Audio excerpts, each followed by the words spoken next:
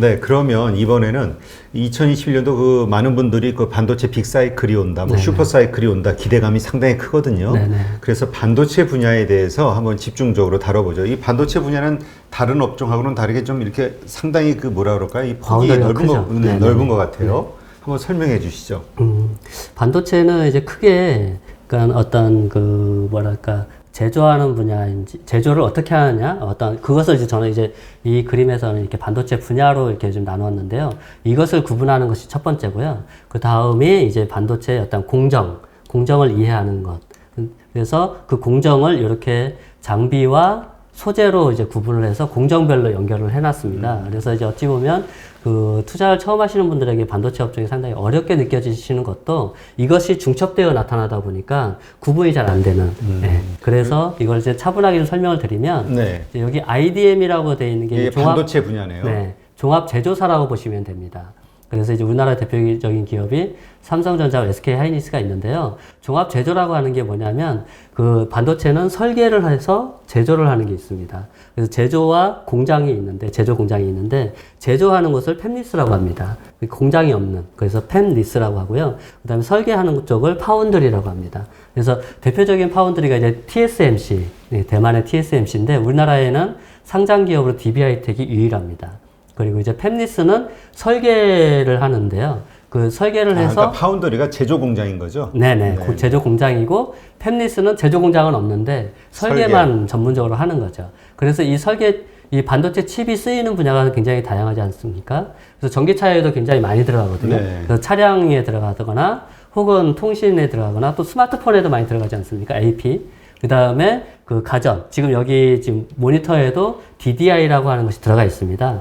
DDI. 뭐 이런 것들을 이제 그 설계해주는 업체들이 있습니다. 대표적으로 이제 실리콘웍스가 있는데, 실리콘웍스가 LG전자에 납품하는 그런 어떤 그 팹리스고요. 아나페스가 삼성전자에 납품하는 설계해주는 그런 기업입니다. 그래서 이게 이제 분야별로 나눈다면 이렇게 나뉘어질 수 있고요. 그리고 이제 공정으로 본다면 웨이퍼를 만들어서 그러니까 처음에 이제 실리콘에서 웨이퍼를 만들어서 깨끗하게 씻어서 거기에 그림을 넣어서 그러니까 설계를 하는 그런 거죠.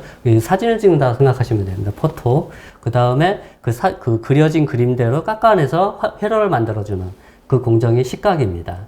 그리고 그렇게 깎여진 회로를 보호해주는 그것이 이제 증착입니다. 아, 이렇게 코팅 씌우듯이. 네네네. 그게 이제 증착 공정이고요. 그래서 이 공정이 다 마무리가 되면 패키징을 해야 되죠. 제품화하는. 그것을 이제 완성도를 높여야 됩니다. 그래서 보통 이제 증착까지의 공정을 반도체 전공정이라고 합니다. 그리고 이제 패키징을 이제 후공정이라고 하고요. 패키징과 테스트가 이제 후공정에 속합니다. 그래서 이제 이 공정별로 이제 들어가는 것이 반도체에 쓰여지는 소재가 있을 수 있고요. 그 다음에 반도체를 제조하는 장비가 있을 수 있겠죠. 그래서 지금 이 업종 지도에서는 소재는 소재대로 이렇게 나누어서 연결을 시켰고요. 그리고 저 소재를 네.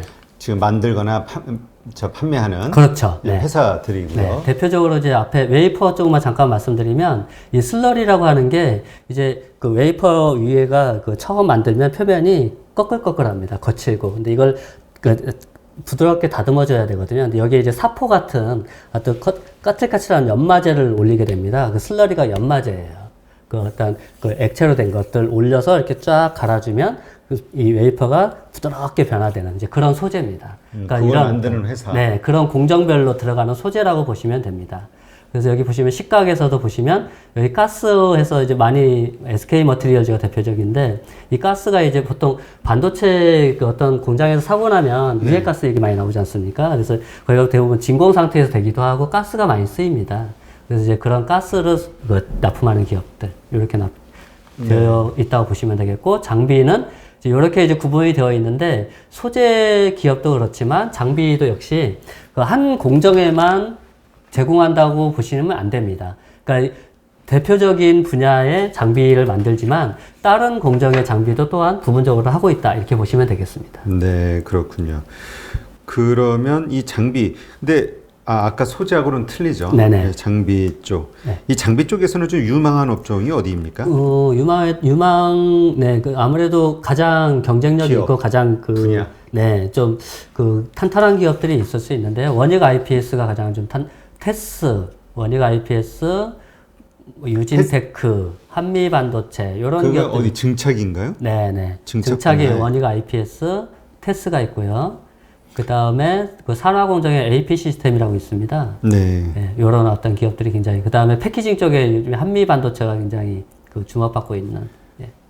그리고 요즘에는 테스트 분야가 굉장히 주목받고 있습니다. 이제 아, 그래요? 요즘에 언론 기사를 보시면 제일 많이 접하는 기사 내용이 시스템 반도체. 그렇죠. 네, 많이 비메모리, 아니, 저 접하실 메모, 거예요. 저 비메모리 반도체. 비메모리 네. 반도체. 근데 이제 이쪽이 좀 많이 좀 주목받고 있고 공급에서도 굉장히 좀 많이 딸리고 있는 분야인데 삼성전자가 이 분야에 적극적으로 이렇게 진출을 선언하면서 이 시스템 반도체 쪽의 테스트 쪽이 테스트 쪽도 굉장히 좀 이렇게 기술 진화가 좀 많이 급격하게 이루어지고 있는 분야입니다. 그러면서 기존과 다르게 요즘에 새롭게 재조명 받으면서 굉장히 주가가 많이 오른 케이스입니다. 여기에는 이제 테스나, 아이텍, 네페스아크 네. 요 정도 기업들이 있는데, 그러니까 지금 많이 올라서 투자하기에는 좀 개인적으로 작가님 네. 개인적으로는 좀 부담스럽다고 보시나요?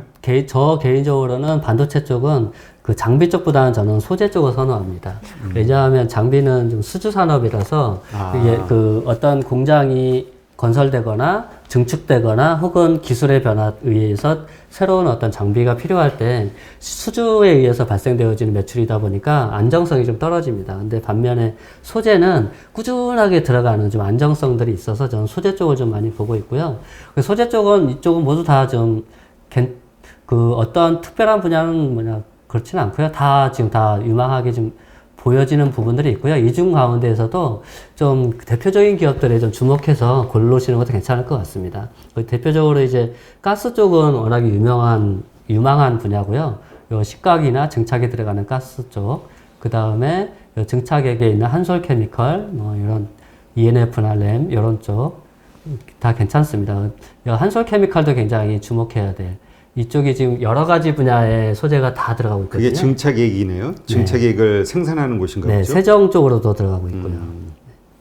그러면 지금 여기에서도 이제 그 기준은 똑같나요? 저평가? 네, 최대한 저는 이 가운데에서 나열을 시켜서 좀 적정한 PBR을 보인다든지 조금 더 낮은 분야를 좀 찾아서 그쪽을 좀 주목해서 보고 있습니다. 네. 그러니까 이 소재 부분에서도 증착, 식각 분야에 저평가된 네네. 쪽을 좀 가장 우선 네네. 그 투자 대상으로 보신다. 이렇게 이해하면 될 것 같고요. 근데 우리가 이걸 보다 보니까 떠오르는 게 일본하고 그 반도체 소재 전쟁이 그게 있었잖아요. 신의 한 수였습니다. 저희 나라에서. 어떤 왜냐하면 이 소재 쪽은 그 일본 쪽이 압도적으로 그 기술적 우위를 갖고 있어서 네. 대부분이 다 일본에서 다 수입해 오는. 그러니까 지금 저희 나라에서 하고 있는 이 소재 쪽의 우리나라. 기업들이 또 되게 거슬려 하시는 분들이 많아가지고요. 네. 그래서 사실상 여기 속해 있는 기업들의 매출액 보시면 사이즈가 굉장히 작습니다. 네. 그러니까 반도체 산업에서 나타나는 매출액 대비해서 보시면 매출액 규모가 굉장히 작거든요. 그만큼 쓰이는 규모가 작다는 얘기거든요. 그 많은 양들이 다 일본 제품을 쓰고 있었어요. 근데 작년도에 이제 그 사건이 터지면서 우리나라 기업들이 삼성전자와 같이 결합이 되어서 이것들을 이제 국산화하는 시도들이 되었고 상당 부분 진척이 되어 왔습니다. 그래서 이 분야에서 지금 주가도 10배씩 올라온 이런 기업, 대표적인 케이스가 이제 포토 분야거든요. 포토 분야의 이 감광액인데 이 포토 분야가 가장 국산화가 안 되어 있는 분야입니다. 아, 그래요? 네, 이게 노광 장비도 마찬가지고요. 노광 장비는 전량 수입입니다. 네덜란드에서. 그런데 여기에 들어가는 감광액도 다 일본에서 전량 거의 수입해 오다시피 했는데 올해 이제 동진세미캠이나 ENF 테크놀로지 이런 기업들하고 같이 얘기되면서 이런 것들이 만들어지고 있는 그런 케이스입니다. 그럼 10배에 올랐으면 뭐 이제 사기에는 좀 부담스러운데요? 투자하기에는. 그렇죠. 큰 수익을 내기에는 지금은, 네. 그렇군요. 근데 저는 또 개인적으로 궁금한 게 어차피 이제 삼성전자가 파운드리 사업을 시작을 했고 네. 그 분야에서 상당한 어떤 뭐라 그럴까요? 기대치를 갖고 있잖아요. 그러니까 요 분야와 관련해서 수혜를 입을 수 있는 네. 한국 기업이 어디가 있을까? 저는 대표적으로는 이제 DB하이텍이 가장 대표적인 기업이라고 좀 보고 있고요. 파운드리 쪽에서는 이게 네. DBI는 어디? DB하이텍 반도체 분야에 파운드리. 아, 파운드리. 네네네. 네, 그래서 이쪽은 파운드리, 그러니까 우리나라의 시스템 반도체가 크려면 이 파운드리 생태계가 있어야 됩니다. 파운드리와 팹리스 생태계가 있어야만 이 시스템 반도체가 그 활성화되거든요. 근데 이제 대만이 그 강점인 이유는 대만에 팹리스와 파운드리가 있기 때문에 그렇습니다. 팹리스가 상당히 많습니다. 그리고 파운드리도 그 TSMC가 굳건하게 자리 잡고 있는데 우리나라는 유일하게 삼성의 시스템 사업부와 DB하이텍 밖에 없거든요. 근데 이제 DB하이텍은 그 8나노 그 웨이퍼 8mm 쪽을 하고 있기 때문에 그래서 이쪽은 계속적으로 주목받을 수밖에 없는 그쪽이고요. 그리고 이제 팹리스 쪽을 좀 주목해서 보실 필요가 있습니다. 그 시스템 반도체가 크려면 팹리스의 생태계가 커져야 되기 때문에 그 팹리스의 생태계는 앞으로도 계속적으로 커져나갈 수 있는 여지가 있습니다. 그러니까 자꾸 원래 그러니까 우리가 이 파운드리 시스템 반도체 쪽을 좀 쉽게 표현을 하자면 다품종 소량 생산이된 거잖아요. 네네. 그러니까 각각의 어떤 특색에 맞는 설계를 할 수 있어야 돼요. 그러니까 설계를 한다는 건 그런 용도의 어떤 수요를 그렇죠. 만들어내야 되는 거니까 네네네. 이 기업들이 그러면은 이 팹리스 기업들이 해외 여러 가지 기업들로부터 이렇게 수주를 받을 수 있어야 그렇죠. 그런데 그걸 이제 이제 주문을 삼성에다 맡기니까. 네네. 그렇게 되기 위해서는 일단 우리나라의 삼성전자나 SK하이닉스와도 관계가 만들어져야 그리고 그쪽에서 물량도 따와야 이제 그렇게 되겠죠. 근데 지금까지는 그런 것들이 왕성하게 이루어지질 않았습니다, 사실은. 그러니까 우리나라의 어떤 반도체 수출액은 크지만 그 밑에 어떤 생태계는 상당히 어떻게 열악했던 거라고 볼 수 있죠. 근데 이제 이런 부분들이 향후에 성장할 수 있는 그런 어떤 기반은 이제 만들어졌다고 봅니다. 네. 그럼 이 가운데서 뭐 팹리스도 워낙 분야가 다양해서 뭐 통신, 차량, 네. 차량이 가장 유리한 거 아닌가요? 근데 지금 차량 쪽도 지금 텔레칩스와 NCN 두 개밖에 없지 않습니까? 네. 근데 이게 지금 그 자동차 전장용에 들어가는 대표적으로 그 전기차가 이제 도입되면 거기에 전장이 엄청나게 많이 들어갈 텐데 실상 거기에 들어가는 전장은 여기에 있는 팹리스들이 없거든요. 그래서 그만큼 아직 기술력이 열악합니다. 그러니까 우리가 아직 팹리스 분야에서 기술력이 좀 딸린다. 예, 많이 딸립니다. 그것도 미래 산업 관련해서 네네네. 뭐 자율주행이라든가 네네네. 전기차 이런 네. 쪽으로. 네. 근데 이제 그것이 이제 향후에 아주 빠른 시간 내에 만들어질 거라는 거죠. 그 만들어진다라는 건 기존의 업체들의 연구 개발에 의해서 기술력이 올라갈 수도 있겠고 신규 상장되는 기업들도 있을 수 있겠고. 그러면 지금 상장되지는 않았지만 기술력이 있는 나타날 수도 회사들이 있겠죠. 네네. 근데 이제 지금 같은 경우에는 그나마 좀 경쟁력 있는 기업을 본다면 실리콘웍스가 그나마 좀, 그 다음에 MCU라고 하는 어버브 반도체, 이쪽이 이제 가장 지금은 좀 주목받고 있는 기업이고요. 여기 칩리스라고 되어 있는 AD 테크놀로지가 TSMC하고 거래하고 있는 네. 기업입니다. 그러면 아까 이거 다시 한번 좀 질문을 드리면 파운드리 관련해서 이제 DB 하이텍이 옛날 동부 하이텍 네, 동부 하이텍입니다. 얘기인 것 같은데 그러니까 여기가 지금 파운드리 업을 하고 있기 때문에 앞으로 이렇게 괜찮다라는 얘기인 거잖아요. 그러면 요게 아니라 삼성전자가 파운드리 사업을 시작하면서 삼성전자 캐파가 커지니까 이 삼성전자의 커지는 파운드리 시스템 사업부에서 수익을 얻을 수 있는 기업이 어디일까 하는 질문. 그거는 이제 제가 볼 때는 이제 어차피 여기 가운데서 이제 얻어야 되는데요. 장비 쪽에서 얻어야 되나요? 장비와 소재 쪽인데 이제 테스터 쪽하고 아까 말씀드린 것처럼 네. 테스터와 패키징 쪽이 지금 많이 주목받고 있습니다. 잠깐. 그 삼성전자는 팹리스 업체에 이런 게 필요 없나요? 삼성전자 자체적으로 이제 그 시스템 사업부가 있어요. 그러니까 거기는 기술력이 더 뛰어난 거잖아요. 그렇죠. 훨씬 더 뛰어나죠. 네. 그리고 이제 장비 업체도 자체적으로 갖고 있습니다. 세메스라고 그 장비 업체도 지금 여기에 상장이 안 돼 있지 않습니까? 네. 지금 이 반도체 장비 업체 중에 그 매출액이 가장 큰 기업이 세메스거든요. 네. 세메스가 삼성전자 자회사예요. 근데 지금 상장이 안 돼 있습니다. 그러니까 그만큼 우리나라에 어떤 지금 상장되어 있는 이 하위 분야가 상당히 열악해 있다. 이렇게 보시면. 그러면 아까 조금 전에 팹리스 업체들이 기대가 된다. 앞으로 성장할 것이다 말씀하신 거는 이것이 앞으로 그러니까 DB 하이텍의 성장세에 초점이 맞춰지는 건가요? 아니면 삼성전자는 자체적으로 하니까 동반해서 가겠죠. 왜냐하면 이제 이것이 사업이 커지면 커질수록 직접적으로 연관은 없다 할지라도 기술 이전을 해주면서 하게 하고 올라가겠죠. 네, 당연히. 네. 알겠습니다.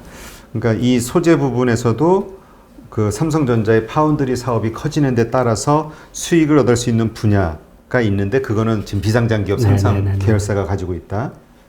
그 얘기시고 장비 쪽이죠, 그게. 소재 쪽에서는요? 소재 쪽에서는 뭐 딱히 뭐 그걸로 인해서 수혜를 입는다라고 이제 볼 수 있는 것은 없을 것 같아요. 이게 전반적으로 다 들어가는 분야이기 때문에. 아, 그렇군요. 네네. 하여튼 이렇게 반도체 분야도 그냥 막연하게 반도체, 그리고 그 삼성전자, 하이닉스 이제 이 정도만 생각하다가 이렇게 분야와 장비와 소재 이렇게 나눠서 그리고 또 그 가운데서 또 이렇게 분야별로 나눠 보니까 아, 이게 좀 더 확실하게 그 어디에 어떻게 투자를 해야 될지 투자 아이디어가 생기네요. 네. 그래서 이 분야는 제가 볼 때는 이제 그 반도체를 좀 제대로 이해하시는 분들이 좀 투자를 하시는 게 좀 맞을 것 같고요. 네. 근데 이제 만약에 그래도 지금 워낙에 여파이 좋지 않습니까? 반도체 쪽에 좀 투자를 해보시기 싶다 하시면 장비 쪽보다는 소재 쪽을, 예, 소재 쪽에서 이렇게 좀 아까 제가 말씀드린 것처럼 이렇게 좀 전체적으로 기업을 비교해서 좀 상대적으로 좀 이렇게 좀 주가가 비싸지 않는 부분, 그리고 무엇보다도 그 분야에서 주도적인 기업을 좀 찾으셔가지고 하시는 것이 좋을 것 같습니다. 네. 그러면 우리가 이렇게 주식 투자를 하기 전에 산업에 대해서 이해를 해야 된다 이렇게 네. 계속 말씀을 하시는데 그게 그렇게 중요한 이유는 왜일까요? 굉장히 중요하죠. 왜냐하면 아까 계속 파운드리나 이런 부분들을 말씀하시지 않았습니까? 그러니까 그런 어떤 전반적인 산업의 흐름을 읽지 않고 들어가게 되면 이게 아무리 그 기업이 뛰어나더라도 그 업 전체가 호황을 입지 않으면 그 기업은 계속적으로 그렇게 있는 거거든요. 그래서 그 산업으로부터 받는 영향이 매우 큽니다. 그래서 그 산업의 어떤 전반적인 흐름을 우선적으로 파악해야 하는 것이 굉장히 필요하다고 생각이 들어요. 네.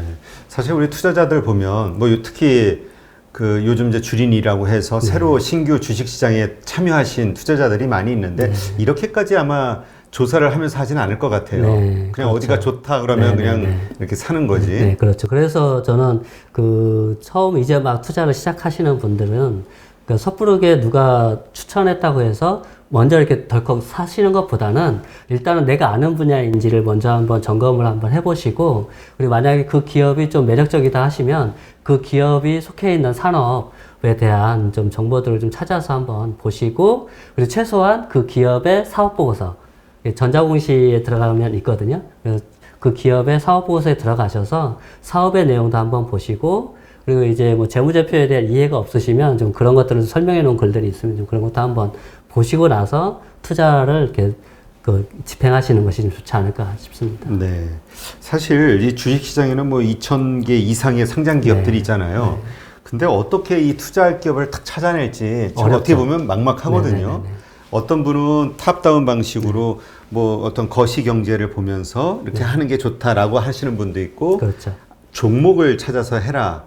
자, 바텀업으로 뭐 이런 얘기 하시는 분도 있고, 작가님은 어떠세요? 그거는 좀 사람마다 좀 특성이 좀 다를 것 같은데요. 일단은 바텀업은 주식을 좀 하신 분들한테 좀 좋은 방법이 아닌가 싶습니다. 왜냐하면 좀 기업을 많이 알면 나의 바운더리 안에서 이렇게 보여지는 종목들이 있을 거거든요. 그러면 이제 그 가운데에서 종목을 선택해서 그 종목을 분석하면서 이렇게 위로 올라오는 방식으로 분석을 하겠지만, 이제 막 투자를 시작하시거나 주식시장을 잘 모르시는 분들은 개별 종목을 알기 어렵지 않습니까? 그렇죠. 그래서 이제 요즘처럼 전기차가 굉장히 뉴스가 많이 나온다든가 반도체에 대한 뉴스가 많이 나온다면 그러한 업종으로부터 출발해서 기업을 찾아나가는 방식이 훨씬 더 좀 수월하지 않을까. 그런 면에서 이 업종 지도가 굉장히 많이 쓰임새가 좋은. 그래서 위에서 만약 반도체 분야다 그럼 반도체 아까 그 지도처럼 나와 있는 업체들을 보면서 그렇게 해서 전반적으로 좀 그 업종에 대한 이해를 좀 다진 다음에 그 다음에 기업을 좀 분석해 들어가는. 그렇게 하면은 아무래도 좀 알고 투자하는 그런 확률이 높아지겠네요. 그리고 어쨌든 가장 중요한 원칙은 그 가운데서 지금 뜨고 있는 것이 기업. 아니라 싼 기업. 같이 투자하시니까 저렴한 주가의 기업. 예, 알겠습니다. 이렇게 해서 오늘 또 어떻게 구체적으로 우리가 가치주를 찾아서 투자할 수 있는지 그런 방식에 대해서 한번 알아봤는데요. 하여튼 이 책을 뭐 주린이 분들에게는 상당히 도움이 될 것 같은데 주식 투자자를 위한 종목 발굴 내비게이션. 저절로 알려줘야 되는데. 돈 벌 수 있는 기업 이러면 딱 나오고 해야 되는데. 네, 하여튼 오늘 좀 재밌는 시간이었던 것 같습니다. 뭐 마지막으로 뭐 하실 말씀 있으시면 투자자들에게. 어쨌든 직장 다니시다가 지금 7년차 전업투자자로 전환하셨으니까. 제가 그 투자자분들에게 이렇게 조언할 그런 입장은 아닌 것 같고요. 제가 이제 이 업종 지도를 쓴 이제 그 지은이로서 이제 말씀을 드린다면 지금 올해 이제 코스피 3,000 이제 넘어갔고 지금 굉장히 좀 어떻게 보면 많은 분들이 좀 들어와 계시고 그리고 주가도 상당히 많이 올라와 있습니다. 그래서 그런 만큼 좀 지금은 좀 차분하게 좀 대응을 하셔야 될 것 같고요. 그래서 좀 그 좋은 기업을 좀 잘 선택을 하시는 그게 좀 중요할 것 같은데 그래서 이 종목을 그러니까 주식을 앞으로 계속 하시겠다 이렇게 좀 결심하시는 분이시라면 좀 이 주식에 대해서 체계적으로 그 공부하는 시간도 좀 만드셔서 공부를 좀 해서 이렇게 좀 접근해 가셨으면 좋겠고 그 가운데서 일단 이 업종 지도가 굉장히 좋은 좀 내비게이션이 좀 되지 않을까 좀 싶습니다. 네. 그래서 잘 활용하실 수 있을 것 같아요. 제가 볼 때. 좋은 기업이라는 거는 저평가된 기업을 의미하시는 네네, 거죠? 저평가된 기업이면서 그렇다고 해서 그 PBR이 무조건 낮다고 해서 저평가는 아닙니다. 그러니까 좋은 어떤 나름대로의 어떤 그 경제적 혜자도 갖고 있는 그런 기업들 가운데서 싼 기업들을 찾아서 이렇게 하는 것이 좋을 것 같습니다. 왜냐하면 그런 기업들이 나중에 주가가 올라갈 때에도 제일 먼저 올라가거든요. 네. 네, 알겠습니다. 네, 이제까지 2021 상장기업 업종 지도의 저자이신 박찬일 저자와 함께했습니다. 고맙습니다. 네, 감사합니다.